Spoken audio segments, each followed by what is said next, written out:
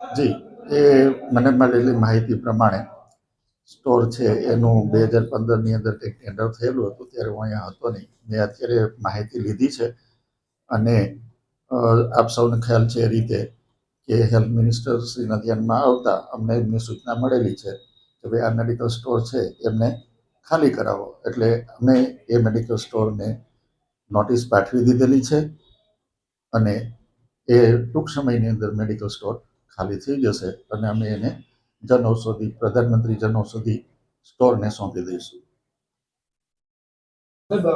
કેટલીક દવાઓ સિવિલ હોસ્પિટલમાં નથી આક્ષેપ થઈ રહ્યા છે, શું કહેશો? ના, મોટાભાગની દવાઓ સિવિલ હોસ્પિટલમાં અવેલેબલ આ જે છે. મેડિકલ છે, આપ કહો છો મોટાભાગની જે દવાઓ છે, પણ આ મેડિકલે લોકોની રાઉન્ડ ધ ક્લોક લાઈન જોવા મળે છે. અને એ દર્દીઓ સાથે અમે વાત કરી, એ દર્દીઓ એવું કહે છે કે મોટાભાગની દવા નથી, અમે અહીંયા લેવા આવ્યા છે. એટલે એના વિશે તો મને ખ્યાલ નથી. સ્ટોર મેં પૂછેલું, મને માનનીય આરોગ્ય મંત્રીશ્રીએ પણ પૂછેલું અધિક્ષકશ્રીને, અમે કેટલી દવાઓ અવેલેબલ છે એનું અમે એમને લિસ્ટ આપેલું હતું. જેટલી દવાઓ અવેલેબલ નથી એ તમામ દવાઓ સિવિલ હોસ્પિટલમાં ઉપલબ્ધ કરાવવા માટે પણ અમે એમને જાણ કરેલી છે. આ કોના નામની છે આ જે મેડિકલ સ્ટોર છે? મેડિકલ સ્ટોર કોઈ ટ્રસ્ટના નામે છે, મને બહુ ખ્યાલ નથી. જે દવાઓ છે સિવિલ હોસ્પિટલના ડોક્ટરો દ્વારા લખી દેવામાં આવે છે અને ના છૂટકે અહીંયા પ્રાઇવેટમાંથી લેવી પડે છે દર્દીઓ. નહીં, જેટલા દર્દીઓ એવા 1 થી 2 દવાઓ છે એ જ લખી દીધી, બાકી અહીંથી જ લેવી પડે. સરકારી નિયમ મુજબ ધારો કે કોઈને દવા સરકારી ડોક્ટર લખી શકતા હોય કે પ્રાઇવેટ ડોક્ટર લખતા હોય તો એને જનરિક નામે જ લખવાની થાય છે. જે દવા કોઈ પણ સ્ટોરમાંથી, જનરિક મેડિકલ સ્ટોરમાંથી 50-60-70% ડિસ્કાઉન્ટ સાથે મળી શકે છે. પણ સાહેબ, ખાસ સ્પષ્ટ લખેલું છે no stock, we have a no stock એવું લખેલું છે. હા, એટલે જે ધારો કે દવા સેન્ટ્રલી સપ્લાય ન આવતી હોય તો એ લોકો એ નો સ્ટોક છે એવો જવાબ દવા સ્ટોક મેન્ટેન કરવા માટેની કોઈ ટીમ છે આપણી પાસે? જી સર, આપણી પાસે જો ગળાની, એક મિનિટ સર, અમે બધા દર્દી સાથે જે વાત કરી એની વાત તમને કરું. ગળાની દવા નથી, પગની દવા નથી, માથાની દવા નથી, તમામ પ્રકારની દવા અમુક દવા ન હોવાના કારણે આ મેડિકલ, પ્રાઇવેટ મેડિકલમાં આવવું પડે છે દર્દીઓને. એટલે એવું કોઈ સ્ટોક મેન્ટેન કરવા માટેની આપણી પાસે ટીમ અથવા તો કોઈ એવા જવાબદાર અધિકારી છે? મારી પાસે સેન્ટ્રલ મેડિકલ સ્ટોરની અંદર એક મેડિકલ ઓફિસર ઉપરાંત બીજા 16 ફાર્માસિસ્ટ મેં મૂકેલા છે કે જે લોકો આ સ્ટોક મેન્ટેન કરી રહ્યા છે. એ લોકો આપના સુધી વાત પહોંચાડે છે દવા? હા, જ્યારે પણ સ્ટોક ખલાસ થાય અથવા તો કોઈ એવી દવા હોય કે જે એમડી ની અંદર ઉપલબ્ધ ન હોય ત્યારે એ લોકો જ્યારે જાણ કરે ત્યારે હોસ્પિટલ છે એવા બીપીએલ દર્દીઓ કે જે કોઈ હોય એને આરકેએસમાંથી ખરીદીને ફ્રી સપ્લાય આપે છે. સાહેબ, રાજ્યનું આરોગ્ય વિભાગ દવાઓ પાછળ કરોડો રૂપિયાનો ખર્ચ કરે છે. જી, ક્યાંક સંકલનના અભાવે દવા નથી પહોંચતી એવું નથી કે પછી સ્ટોક નથી એવું નથી? નહીં, સંકલનનો કોઈ સવાલ જ નથી, કેમ કે હવે જે કંઈ પ્રોસેસર છે આખી ઓનલાઈન છે.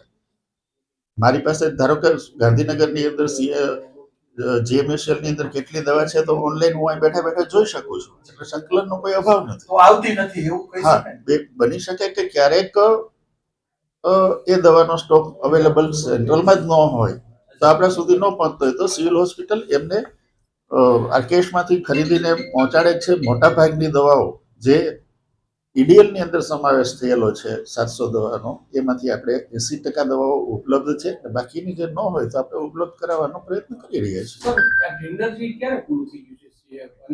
એ એક્ઝેક્ટલી મને ખ્યાલ નથી. 2015 ની અંદર લગભગ થયેલું, ત્યારે હું અહીંયા નહોતો એટલે મને એક્ઝેક્ટલી ખ્યાલ નથી. અત્યારે according to law, according to 2019 ની અંદર 99% ફરી પાછું ટેન્ડર કરવાનો પ્રયત્ન કર્યો હતો અને પછી કોવિડને લીધે ટેન્ડર અટકી ગયેલું, એટલી માહિતી મારી પાસે. આટલા ટાઈમથી જ્યારે ટેન્ડર નથી દિવસો, આટલા ટાઈમથી મેડિકલ સ્ટોર ચલાવી રહ્યા છે, આમ જુઓ તો સિવિલ હોસ્પિટલને સીધી રીતે આર્થિક નુકસાન થયું છે. તો નહીં, એની અંદર મને જ્યાં સુધી મારી પાસે માહિતી છે ત્યાં સુધી દર વર્ષે ધારો કે ટેન્ડર ન થાય ત્યાં સુધી 20% વધારાનો ભાવ આપી અને એમને ચલાવવામાં આપ્યું છે. એટલે સરકારને કે સિવિલ હોસ્પિટલને એમાં કોઈ બીજો ગેરફાયદો નથી થયો. વધારે 20% ભાવ આપ્યો હોય, ધારો કે ₹1,00,000 હોય તો હવે નેક્સ્ટ યર 1,20,000 રૂપિયા ભાડું આપીને ચલાવી શકે, એ રીતનું એક કંઈક છે. ઓકે રોજ મેડિકલ સ્ટોર છે સિવિલની અંદર એનો વિવાદ કર્યો છે, શું કહેશો? પહેલાં આ સુવિધા મેડિકલ સ્ટોરને સિવિલ હોસ્પિટલને 2006માં ટેન્ડરની પ્રક્રિયા કરી અને એને ફાળવવામાં આવ્યો હતો. એ ટેન્ડરની પ્રક્રિયામાં શરતોને આધીન એને આપવામાં આવ્યો હતો. એમાં શરત પહેલી એક જ હતી કે 3 વર્ષ પછી આ ટેન્ડર છે ઓટોમેટિક રદ થઈ જશે, ફરીથી કોઈ રિન્યુ નહીં થાય તો પછી બીજી કોઈ પ્રક્રિયા નહીં થઈ શકે અને એક્સટેન્શન કોઈ પ્રકાર નહીં આપવામાં આવે. એ પછી સિવિલ હોસ્પિટલના અધિકારીઓએ બધા ભેગા થઈને એને પાછું એક ટાઈમ આપ્યો અને મૌખિક રીતે ચલાવવાની કોશિશ છે. સામાન્ય રીતે ટેન્ડર ગુજરાત રાજ્યમાં કે ભારતમાં કોઈ પણ ટેન્ડરની પ્રક્રિયા થતી હોય તો મૌખિક સૂચનાના આધારે કોઈ ટેન્ડર પાછું રિન્યુ થઈ શકે નહીં.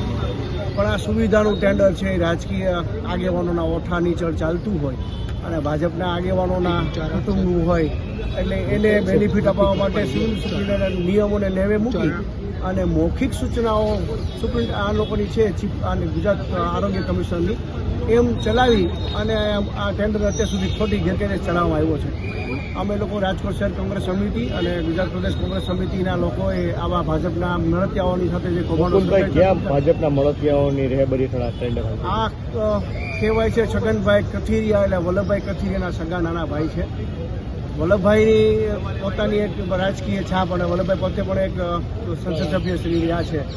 એટલે આ તંત્ર છે એ ભાજપના ઓથા નીચળ આ લોકોને મદદરૂપ થઈ ગયું છે. ગેરકાયદેસર ચાલે છે. નિયમો ટેન્ડરના પૂરા થઈ ગયા છતાં પણ અત્યારે આ ટેન્ડર ખોટી રીતે ચાલુ છે. અને છેલ્લે હમણાં આરોગ્ય મંત્રી શ્રી આવ્યા રાજકોટ, એમને પણ જોઈને અમારી રજૂઆત હતી, એમને પણ એ સ્વીકારી કે આ ખોટું છે, ગેરકાયદેસર ચાલે છે. એટલે એવું સૂચના કડક આપી છે સિવિલ સુપ્રિન્ટેન્ડન્ટને કે આ તાત્કાલિક બંધ કરવું જોઈએ.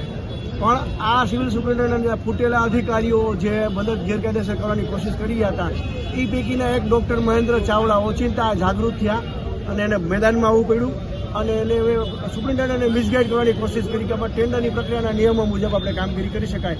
હવે જેનાનું ટેન્ડર ચાલુ જ નથી તો ક્યાં નિયમો લાગુ પડે એવું સંજયભાઈ લાખાણીએ સીધું પૂછતા એ ખોટા બાના કવડા મહિના 3 મહિનાનો સમય ગેરકાયદેસર આપવાની વાત છે.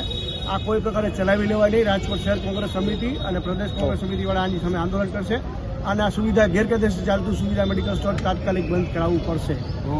ભરતભાઈ ક્યાં આવ્યા છો આપણે સિવિલ હોસ્પિટલ શેને લઈને આવ્યા છો? અહીંયા પોણી દુખે છે એના માટે શું છે અત્યારે દવાની અસર? દવાની અસરમાં એવું છે કે ઇન્જેક્શન એને લખી દીધું છે એટલે એ એમ કહે છે કે અંદર ઇન્જેક્શન નથી, તમારે બારોબારથી પ્રાઇવેટમાંથી લેવું પડશે. કેટલા રૂપિયાનું આવ્યું?